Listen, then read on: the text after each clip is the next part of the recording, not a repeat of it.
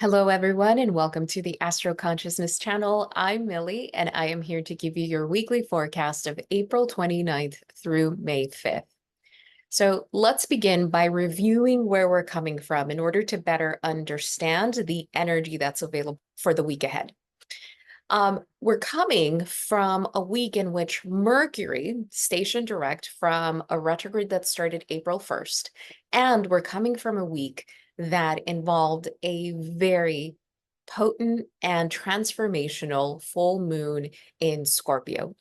So as we move towards the first week in which Mercury is no longer in retrograde, it's like coming out of a space in which maybe we felt like we were dreaming or we were in a nightmare, and finally waking up and noticing that things are different, noticing that something inside of us is not the same after that period of time, which is eclipse season. The good thing about waking up in this state, the good thing about Mercury waking up in this state is that it's waking up while we are in Taurus season.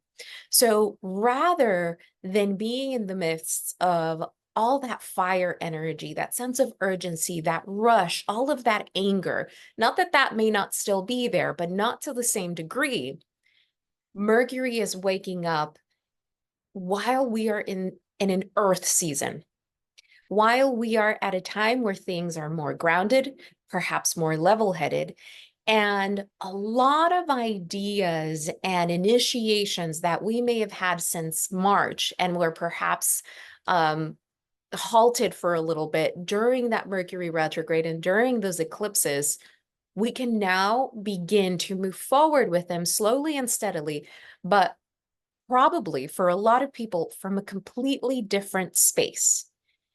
And I think that that's great because this is the first Earth season that we have had this year since January, since Capricorn season. After that, we had air, we had water, and we had fire. This is the first season after all of that in which we finally get some grounding. And I think that that's really important to understand because the earth energy of Taurus is going to help us this upcoming week not get caught up in a lot of the things that we may have potentially gotten caught up with over the last several weeks. And here's another thing. Last week's full moon in Scorpio truly illuminated and brought to the surface, I notice, those final pangs of anger, those final pangs of fear, perhaps anxiety. That's what I noticed in a lot of people.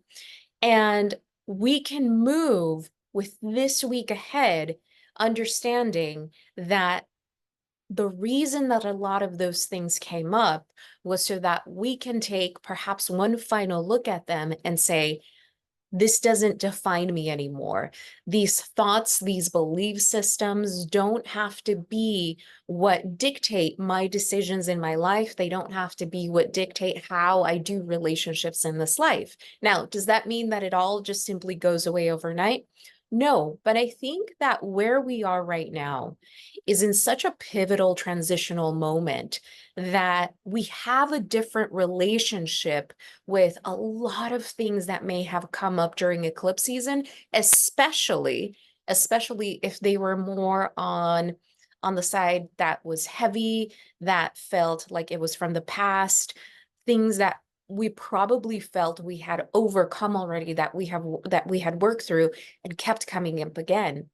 I think the conclusion with all of this is, oh, I now have a different relationship with this.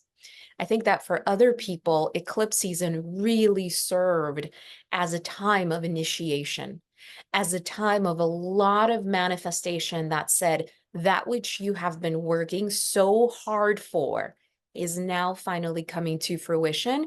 And this moment in time really marks the beginning of this new chapter in your life.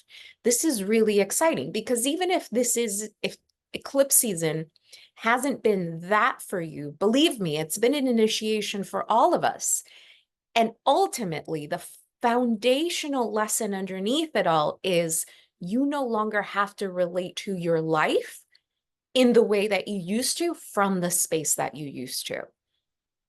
And depending on where we are in life, the next 6 months from this eclipse season to the next is one in which we really get to step into this new role. Okay. And I think that this week, especially the beginning of the week, allows us time and space to set an intention that can lead what the next couple of days are all about for us. So let's get started. Monday, April 29th. We begin the week with two very important events. The first one being that Mars, the planet of action, is in the sign of Pisces and connects to Neptune in Pisces. So over the last couple of weeks, I have described what Mars and Pisces is about. Mars and Pisces has been about this desire to potentially move faster, move through the last 8 weeks a lot faster than we've actually been allowed to or able to for an array of reasons. So I invite you to think about the last 8 weeks, and especially during the times of eclipses, how you may have wished for to get an answer sooner, to come to a resolution around something a lot sooner than you have, to gain greater understanding about a situation a lot sooner, or perhaps to just have this moment in time be over. I'm done. I'm over it. I don't want to be here anymore. And how the desire to be somewhere else other than we have been actually increased perhaps anxiety, anger, depression, or any feeling of heaviness that comes whenever we resist being in any other space other than the present moment. And this is especially true with Mars transiting the sign of Pisces. Now, Neptune in Pisces, in its highest expression, is the energy of unconditional divine love. And so as Mars has been inching its way to this Neptune in Pisces, for some people, it is kind of like the understanding of nothing is what I thought it was. Because Neptune in Pisces is a dissolution, is the understanding that nothing is what we thought it was, because usually, especially societally, we create realities that are very, very distant from a spiritual understanding, and they're almost fully based from an egoic understanding that tends to be very limited. And so this Mars coming together with Neptune in Pisces is really, again, one, you maybe understand, I thought things were going to be differently. I thought things were going to unfold differently, and they're not. And there can be some disappointment in that. I think another thing is noticing the resistance and the anger that comes with so much change that may be happening around you, in your own life or the people around you. I was having a conversation with someone, and they're a Taurus. This person is a Taurus, and like a true Taurus, he tends to have a lot of resistance around change. And this is something that he's aware of, but his nature is, can things just please remain the same? And if you're aware, you know that we recently had a Jupiter-Uranus conjunction in Taurus, which is about the interruption of a pattern that has felt comfortable for a very, very long time. And when we lean into the disruption of that, we will grow over time. Well, Mars coming together with that Neptune has a similar effect. And so what this person was experiencing is, it was just, he was describing it as, I'm kind of waiting to see what's going to happen in my life. Nothing has really changed. And I'm kind of like walking on eggshells, making sure that I'm not stepping on a landmine. And of course, that has a lot of other things with whatever that person may be working through. And I think that to an extent, a lot of people are kind of feeling that way. Too much is changing too quickly. And so this Mars-Neptune conjunction can feel like, I have no direction. I don't know what to do. If things did not turn out the way I thought they would, then what am I supposed to do? Okay. So to me, this is a beautiful energy that always, in all the ways, invites us inward. Because of the Piscean energy that surrounds this conjunction, it reminds me of this, of what Dr. Wayne Dyer used to say of when meditating within, find the spaceless space. And so when we look at action, Mars, Pisces, inward, when we very much simplify it to that action inward, when we go inward and get in touch with the Neptune and Pisces, with the spaceless space within, we can understand that there is guidance there, that there is unlimited wisdom there, and that it is so subtle that it requires that we don't take external action until we're prompted from the inside out. This becomes so important because, again, this Mars-Neptune conjunction can represent a disappointment of what we thought things would turn out to be. Okay, but not to worry. Mars goes into Aries this week. I will talk about that in a second.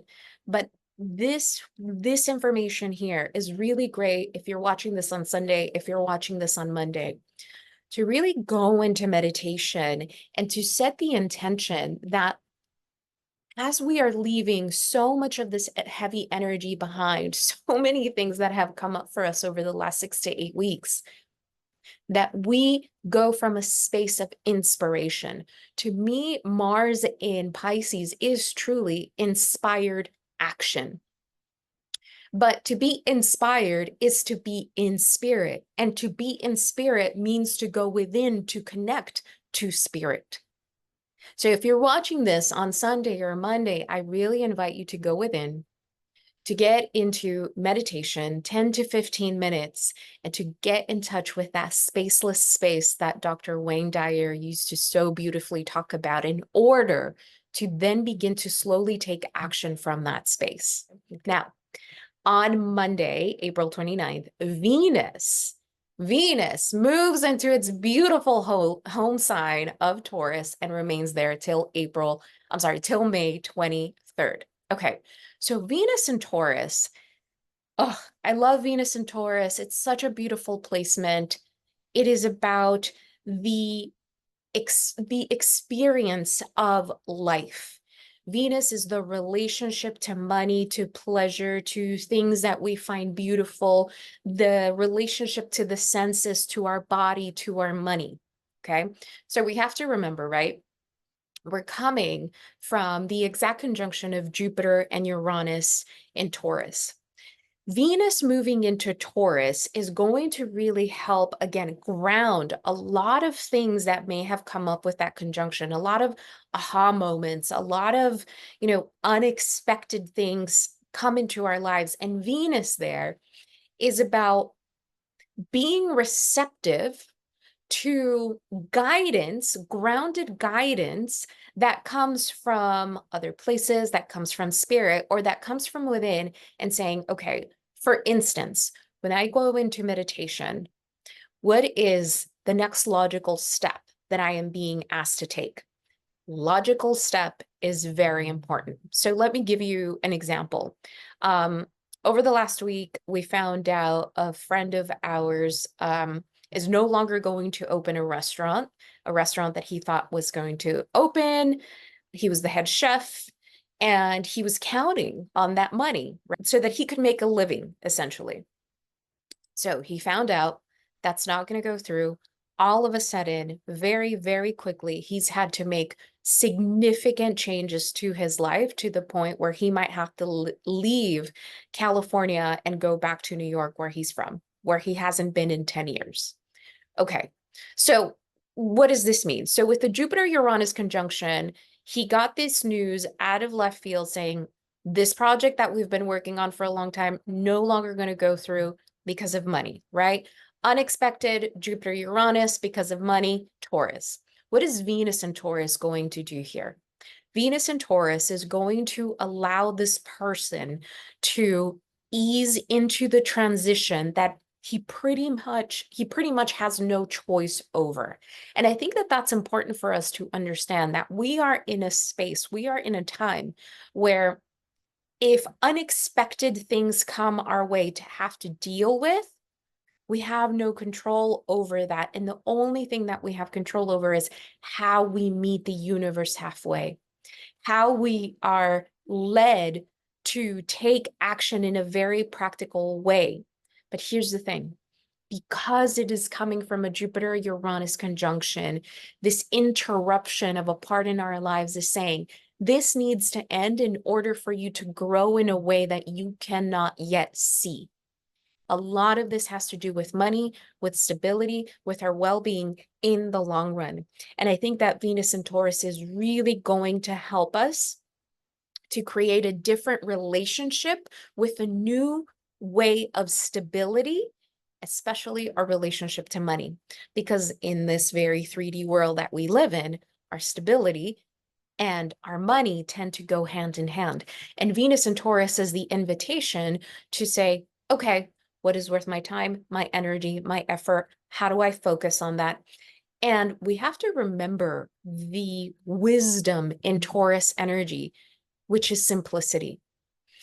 That Jupiter-Uranus conjunction really marked a time in which we are going to begin defining success in a very different way than what we have been told to define success as. And I think a lot of it is going to look like less is more. And this particular Venus and Taurus transit till May 23rd is going to help us get very much okay with that. It's about recognizing and defining for ourselves what's truly important for me, what really matters to me, and how much do I actually need. So this is really beautiful energy to begin the week with. Tuesday, April 30th, we have Mars enter the sign of Aries and remain there till June 9th. One of the things you want to keep in mind is that the cosmic lovers, both Venus and Mars, are at the very end of April into May, moving into their home signs. This is really important because if you are one of the people who the eclipses affected so much of your relationship, pointing out a lot of imbalances, a lot of different things in your relationships, the cosmic lovers moving into their home signs brings balance again, because the fact of the matter is that planets do a lot better. They express themselves a lot more genuinely and a lot more potently when they are in the signs that they rule. Every planet, when it rules any sign, I believe has a gift. And yes, some are deemed to be in detriment, some are deemed to be in fall. I'm an eternal optimist. I happen to think that every single one of them has a gift, no matter where they are. And that's very much me. But no doubt that when planets are in their own signs, we really see the truest expression of that. Now, I'm going to take a pause here because this doesn't mean that Venus being in Taurus and Mars being in Aries is going to solve all your problems. Not at all. If anything, what it's going to do is that it's going to allow you to move through certain things that, especially if they have to do with relationships, from a much more acceptable and easeful way. Okay, so Mars moving into Aries will give us, especially if we've felt like we've been in a stagnant space, maybe we have felt tired, lethargic. I have, I have a friend who, as soon as eclipse season started, she kind of stopped doing her workout routine. She's like, I don't understand why. And I wouldn't doubt if she now gets back into it as Mars moves into Aries. And that's a very silly example, but it kind of gives you a visual and something tangible to say, okay, so that might explain why things, again, moved a little bit slower. Maybe you moved a little bit slower. Mars moving into Aries, I think, is going to just give us a lot more confidence to confront a lot of the things that have been unfolding over the last 6 to 8 weeks. What you want to be so mindful of is that you're confronting these things, that you are asserting yourself from a very from a very grounded place and not from the place of the wound or the pain that may have come up for you over the last couple of weeks. If your intention with Mars moving in Aries is to move forward, again, confront, have certain conversations, please be very mindful of where you're coming from. Do not try to impose yourself onto anyone, your ideas, your belief systems, because remember, we are all under the influence of Mars and Aries, and Mars and Aries is about defending our individuality. And so, depending on everyone's level of consciousness, they're going to defend that in the best way they know how at this moment in time where they are in their life right now. I say that in that way because what I've noticed over the last several weeks is a lot of people trying to understand why others are making certain decisions. And the more someone questions the decisions that they're making, the more that others question decisions that others are making, the more people tend to sink in their heels and saying, because I can, because I can do whatever I want, because I am a sovereign being, because I don't owe you any explanation. When we step outside of the situation, when we step outside of ourselves and we look at this from a much broader perspective, we have to understand that what the astrology is highlighting here is everyone trying to find a sense of self. Everyone trying to say, who am I in the middle of all of this drama, of all of this chaos, of all of this tumultuousness? Who am I? And what I've noticed is that a lot of people have needed their time and space to do that. And there have been people around them that have had issues with that and had pushed and have tried to cross those boundaries only to be met with the anger and the defensiveness that Aries can come with when it feels attacked.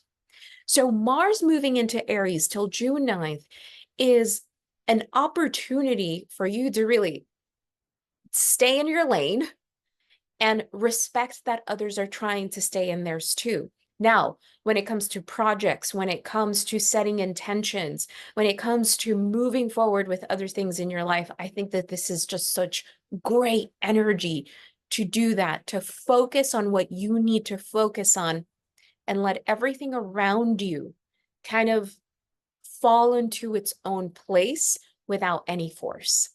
Wednesday, May 1st, we have Venus and Taurus create a 90-degree angle or a square to Pluto in Aquarius at 2 degrees. So we have to remember that this square from Taurus to Aquarius is an echo of the full moon in Scorpio that we had last week, pretty much an exact week ago. And so that square between Venus and Pluto is an echo of what really matters to you and what truly deserves your time, energy, and attention.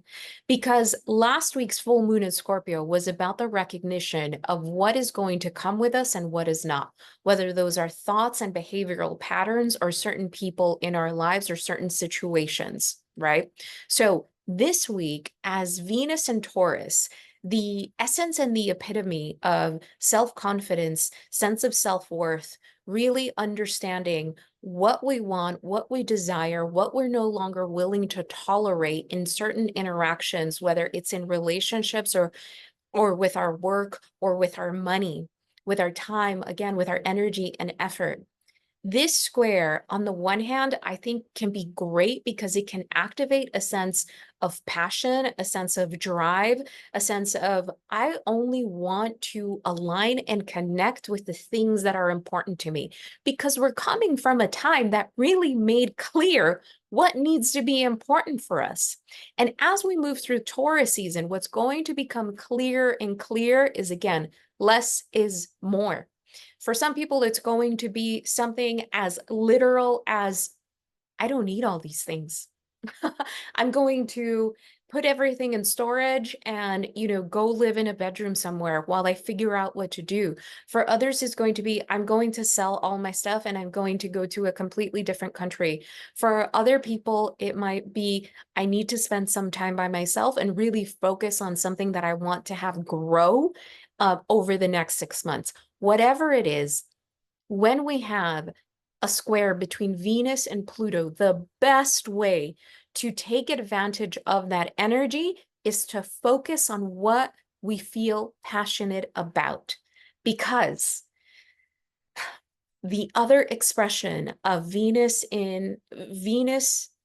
especially in a fixed sign like Taurus, and then Pluto being in a fixed sign like Aquarius, is sinking your heels and wanting things to be your way, which then can lead to obsession, to manipulation, to lying, to trying to control, especially another, because we're talking about Venus here. I think that this is a great energy also to sit down and look at your finances and figure out if there's something that needs to be done there. Venus moving through Taurus through most of the month of May is going to be a really great time for you to sit down, look at your finances, and if you know that there's something that needs to be done there, that you speak to, a financial officer, an accountant to take care of your taxes, to take care of things like that, because we are trying to simplify our life as much as possible in order to focus on the things that really matter. And the Venus-Pluto square is, again, this reminder of, I no longer want to expend my energy on things that don't uplift me, on things that do not add to my sense of self-worth, my confidence, my sense of safety, my sense of security, whether it's within myself or financial or otherwise. This is so important because Venus, being the planet of relationships, it's ruling the current transiting South Node in Libra. The South Node in Libra tells us the dynamics in relationships are going to change. We just had eclipses in the axes of relationships.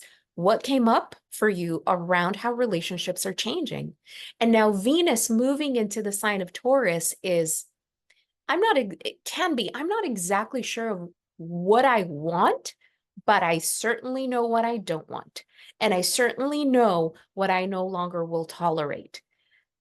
Venus and Taurus is, I think, what we aim to feel within ourselves, especially when it comes to relationships. And I think that this is a great time for us to get very honest about our dealings with other people, whether it's romantic relationships, business relationships, if we charge for our work in a certain way. This brings a lot of clarity because any aspect to Pluto, there's no doubt of what the truth is. We have to be willing to look at the shadow of whatever Pluto is bringing up, confront it honestly, and own the Venus and Taurus, which asks us, what is for your best well-being in the long run? Thursday, May 2nd, Pluto in Aquarius at 2 degrees Aquarius begins its retrograde cycle, which lasts till October 11th. This is so important and so interesting to observe because not only is Pluto going to retrograde in the sign of Aquarius, but it's also going to go back into Capricorn once again for the very last time in our entire lifetime. And it's going to move back into the sign of Capricorn in September. It's going to remain in the 29th degree of Capricorn, which is known as an anaretic degree, which the 29th degree of any sign is usually the expression of death and rebirth of any sign. It's going to be, I think, a very interesting September. And once Pluto goes direct again, we are going to be so much clearer about our path forward. So I invite you to think about between January of this year, especially January 20th to now, How has Pluto in Aquarius let you know that your life has changed, that the path forward is going to look vastly different than what it has looked like over the last 20 years. Perhaps the foundations of your life have completely changed, and you have felt like you've had to catch up with life because life is moving too quickly. Pluto in Aquarius is a lot different than I personally anticipated it to be, but it has been an energy that has invited me to step into a different light within myself and a different expression of myself and onto the world. Pluto in Aquarius has felt uncomfortable, and the understanding in a very visceral way that the way I personally used to do things is just not the way anymore. And this isn't coming from a place where I pretend to have things figured out, because I don't, but it is coming from a place where I am trusting more and more the unfolding of a path that is very unfamiliar. And anytime that a planet moves into a new sign, especially a planet like Pluto, which is the planet of transformation, that is really the only way that we can move forward with that planet, because Pluto moves so slowly through the zodiac that we never experience Pluto moving through the same sign twice in one lifetime. And that right there is, I think is a very humbling experience, because it reminds us of how much we do not have things figured out. And so Pluto's starting its retrograde period between now and October is going to give us the opportunity to really settle into a new way of doing things. So I invite you to think about, for instance, what have you learned about relationships in the last couple of months that you say, I can't do that anymore. I can't show up in that way anymore. I don't want to show up in that way anymore. For those of you who are creatives, for those of you who work for yourselves, or even if you work for others, in the work that you do in the world, how are you being asked to step into a much more authentic expression of yourself, a much more individual expression of yourself? How are you being asked to expose your creative nature in a way that perhaps you may have not had the courage to do so, because in the past, things were done in a certain way, the tried and true way, and there was no room for experimentation or to really question the status quo. Pluto in Aquarius, I think, is going to transform the way we live over the next 20, 24 years. But between now and October, I think that it becomes our responsibility to own what the last couple of months have shown us about showing up for ourselves in our life differently. And that may feel uncomfortable. That's okay. That may feel scary. That's also okay. But I think deep, deep down inside, we know that's too small for me now. I can't hide my light. I don't want to be tough. I don't want to be the strongest all the time. I don't want to have to do things myself. So what does that mean? I think that even though Aquarius can tend to be described as a cold sign and it's an air sign and it's very logical, it is all of those things. But I find that the shift in paradigm that is occurring at the moment requires an immense amount of surrender and softening within, so that we can be willing to be vulnerable enough to step into the space that we're being asked to step into right now. And it requires a lot of willingness to be vulnerable, because it is essentially us allowing ourselves to be new at our lives.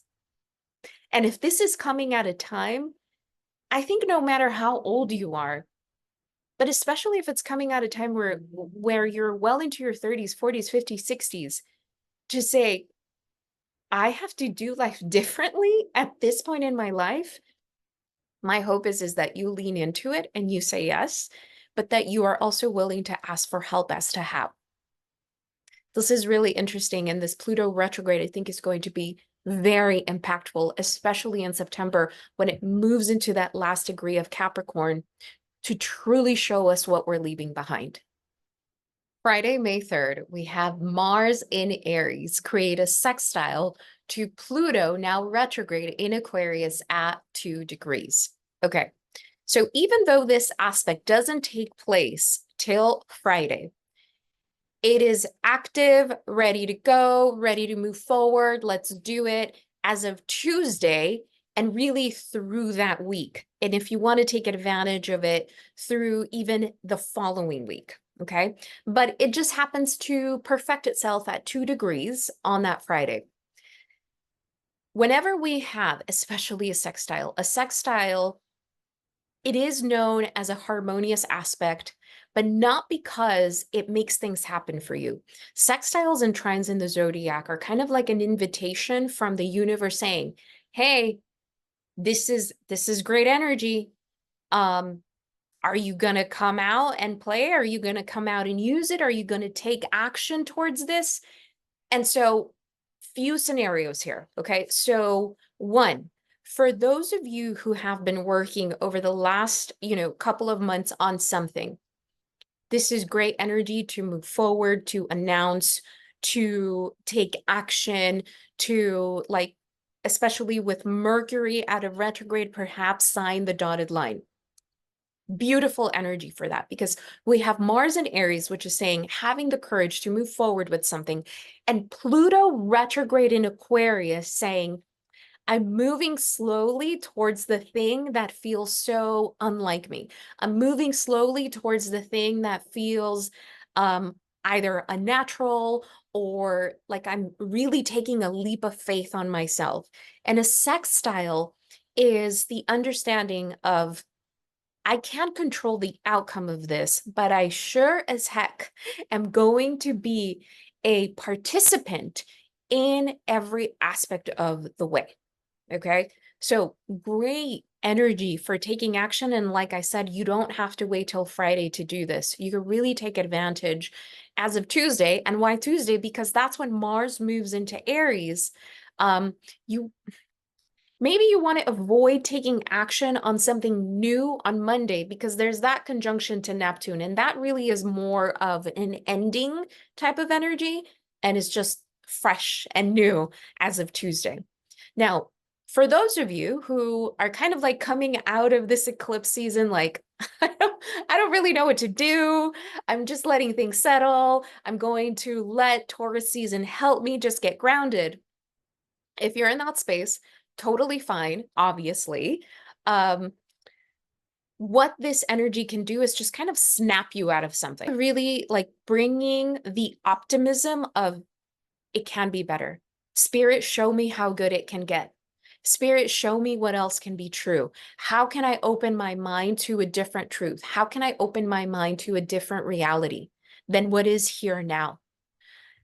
Especially if this has to do with relationships, this is beautiful energy for people in partnerships, whether romantic or otherwise, to set an intention or begin conversations around setting an intention. You might want to wait till the new moon in Taurus to set a full-blown intention. I'm just saying, and to say, you know what?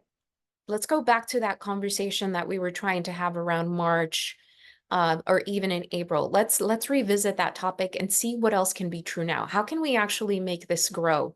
If this is in romantic relationships, this might be something to reignite passion, reignite the fire. I think it's great energy for date night, especially if you're doing something active and you're doing something that you don't usually do. It can lend itself to really great conversation around, hey, remember when we had that really big fight last month? Okay, what did we learn? And really be in a space of both of you moving forward in a different way. I I love any connection to a well aspected Mars, especially to Pluto. Even though Pluto is retrograde, that's okay. I think what this is going to do is, let's say that you start something right now, you're starting something or an opportunity comes your way, because this is also an energy of some opportunity coming your way because we're still under the influence of the Jupiter-Uranus conjunction. This can be you saying yes to something. And over the next couple of months between now and October, kind of figuring it out. You're new at something. You're, getting your feet wet. You're figuring out how this fits into your life and who you are in this role. I don't know. I love this. This is beautiful, beautiful energy to initiate, to snap us out of something, to really get that fire burning within us. Saturday, May 4th and Sunday, May 5th. It is exactly a lunar month after the solar eclipse in Aries that took place on April 8th. So when we're talking about a lunar month, it's usually about 28 to 29 days. It's never an exact 30 days. On this weekend, the moon is going to be transiting the sign of Aries. And on Sunday, May 5th, the moon is going to get to the 19th degree of Aries, which is where the solar eclipse took place. This is important because you want to observe the clarity around what happened at that time, the clarity that you have now. Because remember, Mercury is now direct.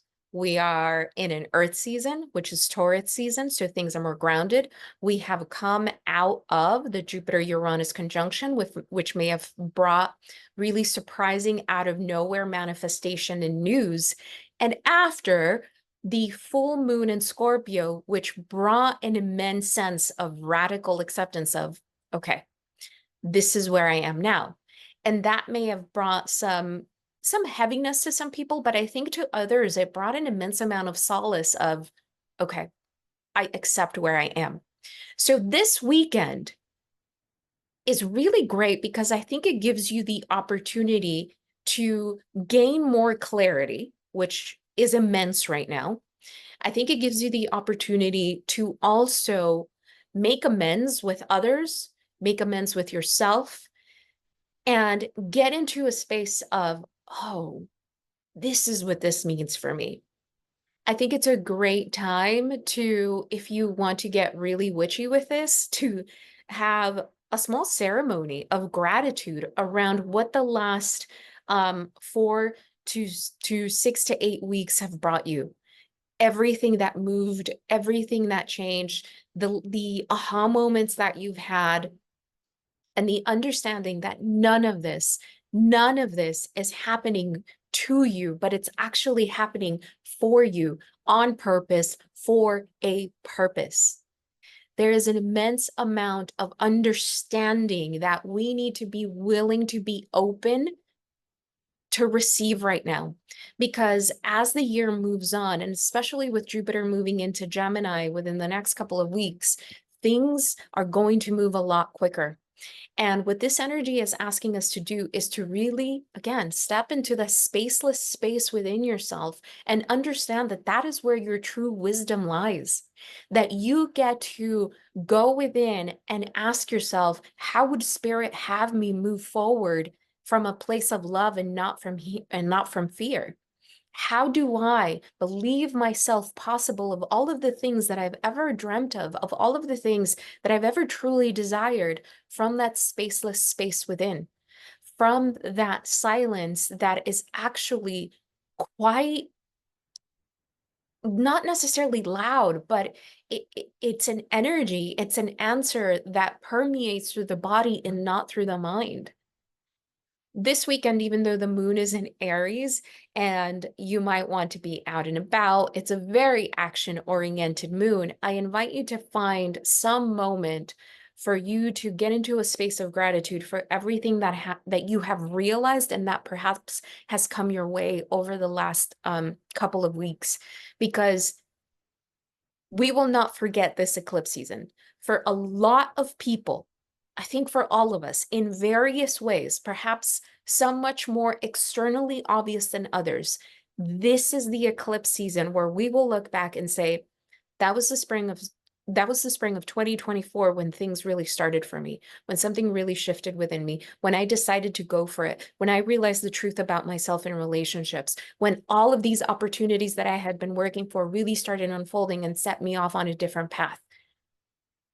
This is a moment, this is a weekend of May 4th and 5th of a lot of clarity. I invite you to, again, be in a meditative space of gratitude. Thank you all so much for joining me this week. I will talk to you next week, and may this all be of service. Much love.